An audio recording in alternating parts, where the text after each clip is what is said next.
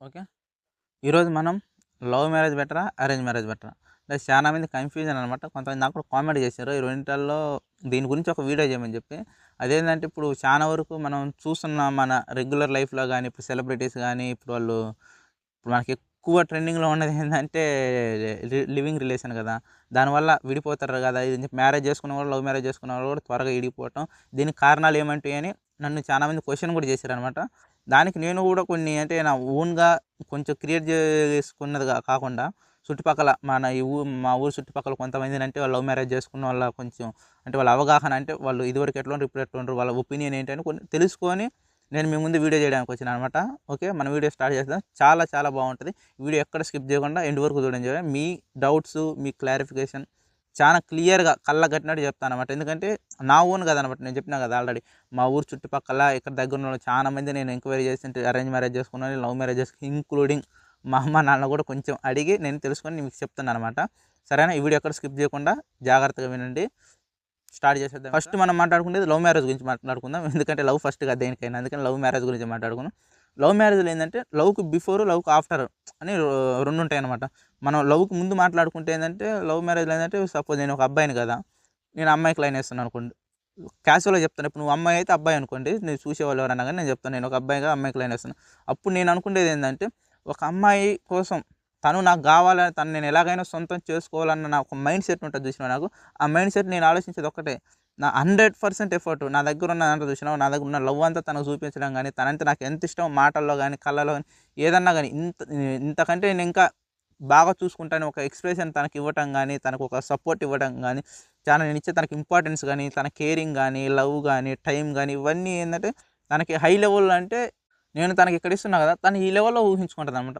తను అనుకోవడం ఏంది అంటే నన్ను లవ్ చేసే ఇంత బాగా చూసుకుంటుండు. తన కేరింగు, లవ్ నాకు చానా అంటే నన్ను నాకంటే ఎక్కువగా తను నన్ను ప్రేమిస్తుండని చెప్పి తను అనుకోవడం.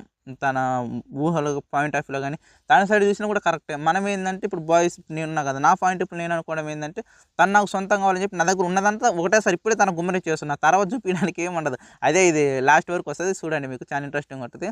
నేననేది అదే అనమాట. ఇప్పుడు ట్రై చేయనీకి నా 100% ఎఫర్ట్ పెట్టి తను మ్యారేజ్ చేసుకుందని తను ప్రపోజల్ చేసిన.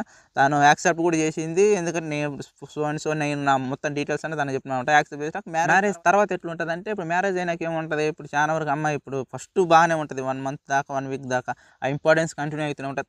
తర్వాత ఏమైతదంటే మెల్లమెల్లగా డౌన్ ఫాల్ అయితుంటది లవ్. లవ్ కాదు వాళ్ళ మనసులల్ల ఆలోచన డౌన్ ఫాల్ అయితుంటాయి. లవ్ ఎప్పటికి అలాగే ఉంటది. తను అనుకోవడం ఏంది, అరే! మ్యారేజ్‌కి ముందు నన్ను చాలా ఇంపార్టెన్స్ ఇచ్చిండు కదా! నాకు లవ్ ఇచ్చిండు, టైమ్ ఇచ్చిండు, కేరింగ్ ఇచ్చిండు. ఉండే కొంచెం తన కేరింగ్ తగ్గిపోతుంది, తన లవ్ తగ్గిపోతుంది, తన టైమింగ్ తగ్గిపోతుందని నేను మ్యారేజ్ చేసుకున్న అమ్మాయి అనుకుంటది. కానీ దాంట్లో ఎగ్జాంపుల్ ఏంటంటే తను అనుకోవడం 100% కరెక్టు. ఇప్పుడు ఈడు తనకి ఇవ్వలేకపోవడం 100% కరెక్ట్. ఎందుకంటే తన పాయింట్ ఆఫ్ వ్యూలో చూసుకుంటే అది 100%, మన పాయింట్ ఆఫ్ వ్యూ చూసుకుంటే అది 100% కరెక్ట్. ఎందుకంటే ఇప్పుడు అమ్మాయిని పెళ్లి చేసుకున్నాం. పెళ్లి చేసుకోగానే ఇప్పుడు తనని పోషించాలి కదా! ఇప్పుడు ఇద్దరు వర్క్ చేస్తారనుకో నేను క్యాజువల్‌గా చెప్తాను. ఇప్పుడు దాన్ని పోషించాలి కదా! ఇప్పుడు పిల్లలు పుట్టిరనుకో వాళ్ళకి మనం ఏదో ఒకటి చేయాలి కదా! మనం ఇది మనకి లైఫ్ సెటిల్ కావాలంటే మెయిన్ మనం జాబ్ చేయాలా. జాబ్ చేయాలంటే మనీ కావాలా. మనీ కావాలంటే టైమ్ స్పెండ్ చేయాలా. టైమ్ స్పెండ్ చేస్తే ఇక్కడ టైం తక్కువైతుంది. ఇదివరకు ఏందంటే మనం హ్యాపీగా చదువుకుంటాం, తిరుగుతుంటాం, అలా చిల్లరగా మనం క్యాజువల్‌గా ఉంటుంటాం. అప్పుడు తనకి ఫుల్ ఆఫ్ టైమ్ ఇస్తాం. మనం ఫుల్ ఆఫ్ మన కేరింగ్ ఇస్తాం. ఫుల్ ఆఫ్ తనకి మనం ఇంపార్టెన్స్ ఇస్తాం. ఇవన్నీ తనకి ఇప్పుడు ఏందంటే మనం మ్యారేజ్ చేసుకున్నాక కేరింగ్ తగ్గిపోతుందనుకుంటారు. దానివల్ల అసలు ఇదేమి ఉండదు. మెయిన్ ఒకటే టైం తగ్గిపోద్ది. టైం తగ్గిపోవడం వల్ల ఏందంటే కేరింగు, లవ్ ఇవన్నీ మిస్ అయితుంటాయి. ఫర్ ఎగ్జాంపుల్ చేస్తే మనం పొద్దున్నే లేసి మొహం కడుక్కొని ఆఫీస్‌కెళ్ళి మళ్ళీ వచ్చి తర్వాత రేపు ఏం వర్క్ చేయాలి అది ఇది అని ఆలోచించి తనతోటి కొంచెం ముచ్చట పెట్టి ఇంక నైట్ ఏదో ఒకటి చేసి ఇట్లా తెల్లారిపోతుంటది. ఒకప్పుడు ఎట్లుంటది మనకి పొద్దున్న మనం లేస్తాం, పోయి కాలేజీకి పోతాం, వస్తాం. మనకు చాలా టైం ఉంటది తనతో మాట్లాడడం, చేయడం. ఇంకొకటి ప్రతి ఒక్కసారి నేను ఒక డైలాగ్ చెప్తా. ఏంటిది? కొత్త మెరుపు ఎప్పుడైనా కొత్తగానే ఉంటదని చెప్పి. మనం కొత్తగా మొబైల్ తీసుకున్నప్పుడు దాన్ని మనం ఎంత కేరింగ్‌గా తీసుకుంటామో, అదే మొబైల్ కొంచెం పాత పడ్డాక కొంచెం ఏందంటే కేరింగ్ అది మనదే అని తెలిసినాక తర్వాత ఏందంటే కొంచెం దాన్ని దూరంగా చేస్తుంటాం. ఇప్పుడు ఇక్కడ మనిషి దగ్గర అది ఉండదు. కాపోతే ఏందంటే మెయిన్ నేను ఇక్కడ చెప్పేదేందంటే ఓన్లీ లవ్ గాదు. ఓన్లీ టైం మాత్రమే మిస్ అయితుంది. ఆ టైం వల్ల ఏందంటే లవ్‌ని మనం ఎక్స్‌పెండబుల్ చేసుకోలేకపోతున్నాం. నేను చెప్పినా గదా! పొద్దుగాల లేయటం, జాబ్‌కెళ్ళడం, మళ్ళీ రావటం, మళ్ళీ అది ఇది అని చెప్పి కొంచెం మాట్లాడుకొని తింటాం, మళ్ళీ పనుకుంటాం. రేపేం చేయాలని ఆలోచియడం, నైట్ ఏదో ఒక పని మన పని మనం చేసుకోవడం అయిపోద్ది. అదే నేను అంటున్నా. లవ్ మ్యారేజ్‌లో ఏందంటే అడ్వాంటేజ్ ఇప్పుడు నేను జరిగే కామన్ విషయాలు చెప్తున్నా. ఏంటిది? తనకిప్పుడు మాట్లాడుకుంటే ఏందంటే లవ్ మ్యారేజ్‌లో తను ఒకప్పుడు ఏందంటే మన పాపం మన శాపము వరము ఏంటిదంటే లవ్ చేసినప్పుడు ఏంటంటే మనం 100% మన ఎఫర్ట్ పెట్టి తనని సాధించాలన్నట్టు చేస్తాం. తర్వాత పెళ్ళైనాక తనకి మనం చూపించడానికి ఏముండదు. మనకన్నా ఉన్న 100% తనకు అప్పుడే చూపించినాం కాబట్టి మనం ఎంత చేసినా అదే ఇంక అదే రిపీట్ అయితుంటది. మనం ఒకసారి చూసిన సినిమా మనం ఎక్స్‌పెక్ట్ చేయలేం. మళ్ళీ అదే సినిమాలో కొత్తగా జరగాలంటే ఏం జరగదు. మనం కూడా అంతే. మనం మొత్తం పెళ్ళికి ముందే తనకు చూపించినాక మళ్ళీ మనం తనకు చూపించడానికి ఏముండదు. ఎందుకంటే తను ఎక్స్‌పెక్ట్ ఇంకా ఎక్కువ ఉంటదంటే ఆడేముండదు. ఉండేది అదే అనమాట. ఇప్పుడు లవ్ మ్యారేజ్ మిస్‌అండర్‌స్టాండింగ్ ఏందంటే ఇదే మెయిన్ మిస్‌అండర్‌స్టాండింగ్. లవ్ ముందు అట్లా చేసినావు, ఇట్లా చేసినావు. ఇప్పుడు నాకు కేరింగ్ ఇస్తలేవు, అది ఇస్తలేవు, ఇది ఇస్తలేవు. ఇద్దరు సైడ్ ఆలోచన కరెక్టే. కానీ దీన్ని మనం హోల్డ్‌లో పెట్టి నెక్స్ట్ మాట్లాడుకుందాం. తర్వాత ఇప్పుడు అరేంజ్ మ్యారేజ్ గురించి మాట్లాడుకుంటే అరేంజ్ మ్యారేజ్‌లో పెద్దగా ఏముండదు. డైరెక్ట్ సింపుల్‌గా చెప్పేసి ఏందంటే వాళ్ళకి ఒక ఎక్స్‌పెక్టేషన్స్ ఉండవు. నార్మల్‌గా ఉంటది. అబ్బాయి గాని, అమ్మాయి గాని నాకు రోజు 3 పూట్ల ఫుడ్ ఉంటే చాలు. హ్యాపీగా చూసుకుంటే చాలు. నన్ను మాకు మనస్పర్ధలు రాకుండా మేము సంతోషంగా ఉంటే చాలని ఒక హ్యాపీనెస్‌తో వస్తారు చూసినవా? ఒక చిన్న హోప్‌తో వస్తారు చూసినవా? అప్పుడేందంటే, ఆ చిన్న హోప్ ఏందంటే, దీనికి ఎగ్జాంపుల్ మనం మాట్లాడుకుంటే, మనం ఎప్పుడన్నా మంట ఏసేటప్పుడు కూడా చూడండి, చిన్నగా ఇగ మంట పెద్దగా అయిందనుకో, మన హ్యాపీనెస్ ఎలా ఉంటది, అదే చిన్న హోపే వాళ్ళని నార్మల్‌గా చూసుకుంటే చాలు అన్న తన హోప్‌ని మనం డబల్ చేసినామనుకో, ఇంకా బాగా చూసుకున్నారు. నేను ఇంతే అనుకున్నా, తను ఇంతగానం చేసిండు. నాకు చాలు ఈ లైఫ్‌లో ఇది. నన్ను నా హస్బెండ్ బాగా చూసుకుంటే వైఫ్ ఏందనుకున్నా, నన్ను నా హస్బెండ్ బాగా చూసుకుంటే, అదే హస్బెండ్ అయితే నన్ను నా వైఫ్ బాగా చూసుకుంటే, ఇంతకంటే లైఫ్‌లో ఏం కావాలన్న ఒక పాయింట్ ఆఫ్ వ్యూలో ఉంటది. ఎందుకంటే ఇక్కడ ఎక్స్‌పెక్టేషన్స్ లేవనమాట. అరేంజ్ మ్యారేజ్‌లో ఏందంటే ఒక చిన్న హోప్ అంతే. దాన్ని మనం కొంచెం చూసుకున్నా కూడా దానికి చాలా హై లెవెల్‌లో ఉంటాయి అయి. అదే చెప్తున్నా కదా! ఇప్పుడు అరేంజ్ మ్యారేజ్‌కి ఎక్స్‌పెక్టేషన్స్ ఏమి ఉండవు. కానీ అరేంజ్ మ్యారేజ్‌కి, లవ్ మ్యారేజ్‌కి డెఫినేషన్స్ మాట్లాడుకుంటే అరేంజ్ మ్యారేజ్‌లో చాలా మైనస్‌లుంటాయి. లవ్ మ్యారేజ్‌లో చాలా ప్లస్‌లుంటాయి. కానీ ఆ ప్లస్‌లు మళ్ళీ మనకు మైనస్. ఆ మైనస్‌లు ఏంటి చెప్పమంటావా? ఇప్పుడు లవ్ మ్యారేజ్ ఫస్ట్ ప్లస్‌లు ఏంటి చెప్పమంటావా? లవ్ మ్యారేజ్ ప్లస్‌లు ఏందంటే మనం ఒక అమ్మాయిని 100% తన యాటిట్యూడ్ ఏంది, తన క్యారెక్టర్ ఏంది, తను ఎలా ఉంటది, ఏ టైంలో ఎలా ఉంటది, తన బిహేవియర్ అన్ని మనకన్నీ తెలిసిపోతుంటాయి. తను అమ్మాయి గురించి చాలా మంది అంటుంటారు కదా! అది ఇది అని చెప్పి. తన గురించి మనకేందంటే లవ్ చేసినప్పుడు ఏందంటే మనం తనతో కొన్ని సంవత్సరాలు ట్రావెల్ అయినప్పుడు వాళ్ళ వ్యక్తిత్వాలు, వాళ్ళ క్యారెక్టర్ మనకు తెలుస్తది. అమ్మాయి గురించి నేను అబ్బాయిని కాబట్టి అమ్మాయి గురించి. అదే అమ్మాయి అయిందనుకో అబ్బాయి వ్యక్తిత్వాలు కొంతమంది ఇప్పుడు సైకో గాళ్ళున్నారు, సైకో అమ్మాయిలున్నారు. మనం ఆల్రెడీ చూస్తున్నాం కదా! సిమెంట్ డ్రమ్ములో సిమెంట్ పోసి చంపేసిన అమ్మాయి గాని, ఇప్పుడు బ్రిడ్జ్ దగ్గర తీసుకెళ్ళి తోసేసిన అమ్మాయి గాని, అబ్బాయిలు కూడా ఏం తక్కువ కాదుగా. కట్టేసి కొట్టిన అమ్మాయిలు గాని, చానా చానా ఉన్నాయి. ఇప్పుడు నాకు సడెన్‌గా ఈ 2 గుర్తొచ్చినాయి కాబట్టి ఇదే చెప్తున్నా. అదే అంటున్నా. ఎవ్వడు మళ్ళీ నేను ఇంకో టాపిక్ చెప్తా. ఎందుకంటే ఎవడో నన్ను తప్పుగా అర్థం చేసుకోకండి. ఒక అబ్బాయి తప్పు చేస్తే ఒక అమ్మాయితోటి, ఒక అమ్మాయి తప్పు చేస్తే అబ్బాయితోటి. దీంట్లో ఒకడు ఎక్కువ, ఒకడు తక్కువ అని ఏముండదు. ఇద్దరు సరి సమానంగా ఉంటరు. ఈ విషయంలో మటుకు. ఎందుకంటే ఇప్పుడు నేను చెప్పిందేంటి ఈ 2 టాపిక్ మాట్లాడగానే కొంచెం నన్ను వ్యతిరేకంగా అనుకుంటారు. అదే నేను దాని గురించి కంక్లూజన్ ఇవ్వడానికి మీకు చెప్తున్నా. ఎవ్వడన్నా గాని తప్పు చేసేది అబ్బాయి అమ్మాయితోనే, అమ్మాయి తప్పు చేసేది అబ్బాయితోటి. ఏరే వాళ్ళతో ఎవరితో చేయరు. అబ్బాయి అబ్బాయితో చేయరు, అమ్మాయి అమ్మాయితో చేయరు. ఇది ఇద్దరు తప్పు చేయడంలో అంటే ఇద్దరు సరిసమానంగా ఉంటారు. అబ్బాయి ఎక్కువ, అమ్మాయి తక్కువ అని నేను దాన్ని కంపేర్ చేయను. ఎందుకంటే ఒకళ్ళు ఎక్కువ, ఒకళ్ళు తక్కువ అని. ప్రతి దాంట్లో గాని ఈక్వల్ ఈ విషయంలో మటుకు అబ్బాయిలు, అమ్మాయిలు ప్రతి దాంట్లో సమానమే. తప్పు చేయడంలో గాని, నిజంలో గాని, ఉప్పులో గాని ఏదన్నా గాని. సరేనా? ఇప్పుడు మనం టాపిక్‌లోకి వెళ్ళిపోతే లవ్ మ్యారేజ్‌లో చెప్పినా కదా! ఇప్పుడు మెయిన్ ప్లస్‌లు ఏంటి మనకి తన గురించి అబ్బాయి గాని, అమ్మాయి గాని పూర్తి అవగాహన మనకుంటది. తను ఎలాంటి వ్యక్తి ఏంటిదనేది. అదే అరేంజ్ మ్యారేజ్ గురించి మాట్లాడుకున్నామనుకో, మనకి ఒక పర్సన్ పెళ్లి చేసుకుంటున్నాం. సపోజ్ ఒక అమ్మాయి అనుకుంటది, ఇప్పుడు నాకు జాబ్ ఉన్న హస్బెండ్ చాలని చెప్పి, ఆ జాబ్ ఉన్న హస్బెండ్ బాగా నెలకి సపోజ్ ఒక 50,000 సాలరీ వస్తుంది. చాలు లైఫ్‌లో ఒక 30,000 ఖర్చులు పోయినా, 20,000 మనం సేవింగ్ చేసుకోవచ్చు అని ఆలోచించినప్పుడు ఏంటంటే, కొంతమంది సైకో బాడకవులు ఉంటారు. సైకో బాయ్స్ ఉంటారు. సైకో గర్ల్స్ కూడా ఉంటారు. ఇప్పుడు నేను ప్రత్యేకంగా ఇప్పుడు ఇందాక అమ్మాయి గురించి చెప్పినట్టు ఇప్పుడు అబ్బాయిని తీసుకుంటున్నా. సైకో బాయ్స్ ఉంటారు. తన చాలా హోప్స్‌తో వచ్చినప్పుడు ఏందంటే ఫుడ్ బాగాలేదని కొట్టడం, చిన్నదానికి కొట్టడం, ఇప్పుడు ఇల్లు బాగా తుడవలేదని కొట్టడం, కింద మరక పడిందని కొట్టడం, మొబైల్ కింద పడిందని కొట్టడం, ప్రతి చిన్నదానికి ఓవర్ రియాక్ట్ అయిపోవడం ఏందంటే తనప్పుడు అనుకుంటది అమ్మ నేను 50,000 అబ్బాయి కావాలి కానీ నన్ను ప్రేమించే అబ్బాయి కావాలనుకోలేదని చెప్పి ఒక విధమైన సాడ్‌నెస్ ఉంటది. ఇది అరేంజ్ మ్యారేజ్‌లో ఏందంటే మనం మ్యారేజ్ చేసుకునే వాళ్ళ గురించి మనకు ముందు అవగాహన లేకపోవడం అరేంజ్ మ్యారేజ్‌లో. కానీ నేనేదంటున్నా ఇప్పుడు అరేంజ్ మ్యారేజ్ కూడా తప్పని అంటలే. కానీ కొంతమంది అందరూ ఇలా ఉన్నారని చెప్పను. కొంతమంది అయితే కొన్ని మైనస్‌లు కొంతమందికి నేను సర్వే చేసిన దాంట్లో నాకు కొంచెం తెలిసింది ఇదనమాట. కొన్ని అవగాహనలు బట్టి కొన్ని అనుకున్నా. కానీ అరేంజ్ మ్యారేజ్ కూడా బెటర్. ఎందుకంటే అరేంజ్ మ్యారేజ్ చేసుకోవడం చాలా బాగుంటది. దాంట్లో ఇంక్లూడ్ మా అమ్మ, నాన్న గాని చాలామంది ఇప్పుడు నా చుట్టుపక్కల మా ఫ్యామిలీ వాళ్ళు, మా బాబాయిలు గాని, మా బాబాయ్ కూడా లవ్ మ్యారేజ్ చేసుకుని, కొంతమంది బాబాయిలు కూడా అరేంజ్ మ్యారేజ్ చేసుకుని. వాళ్ళని అడిగితే కొన్ని ప్లస్‌లున్నాయి, మైనస్‌లున్నాయి. ఎక్కువ చెప్పుకుంటే లవ్ మ్యారేజ్ అంటే మనకు ఒక అవగాహన ఉంటది. అరేంజ్ మ్యారేజ్ లాంటిది. కాకపోతే ఏందంటే లవ్ మ్యారేజ్ బెటరా? అరేంజ్ మ్యారేజ్ బెటరా? అని మనం అనుకుంటే నేననేది ఏందంటే మెయిన్‌గా లవ్ ఉన్న మ్యారేజ్ బెటర్ అని నేనంటా.